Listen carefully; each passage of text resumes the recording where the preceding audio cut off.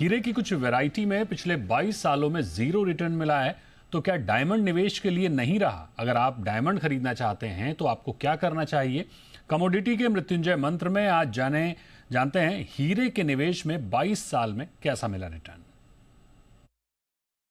अगर आप हीरा खरीदना चाहते हैं और वो भी निवेश के लिए, तो ये खबर देखना आपके लिए ज़रूरी है।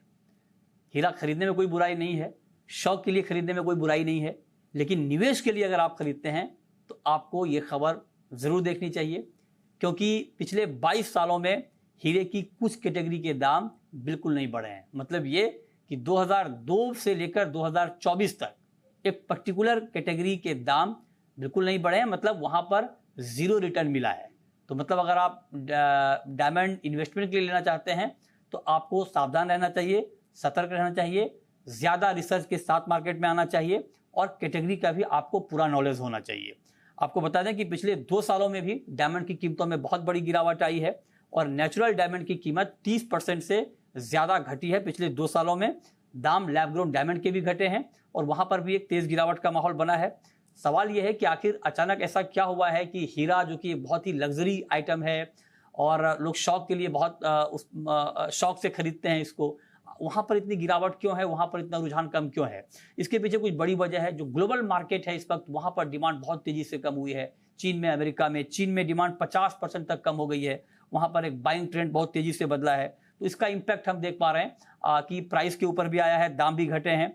और हीरे में जो निवेश की बात हो रही है, तो बहुत सारे लोग कहते हैं कि गोल्ड के मुकाबले हीरे में निवेश को उस तरह से सुरक्षित नहीं माना जाता है जैसे गोल्ड को माना जाता है, क्योंकि गोल्ड में लोगों को एक भरोसा होता है कि लॉन्ग टर्म में आपको अच्छा रिटर्न मिलेगा।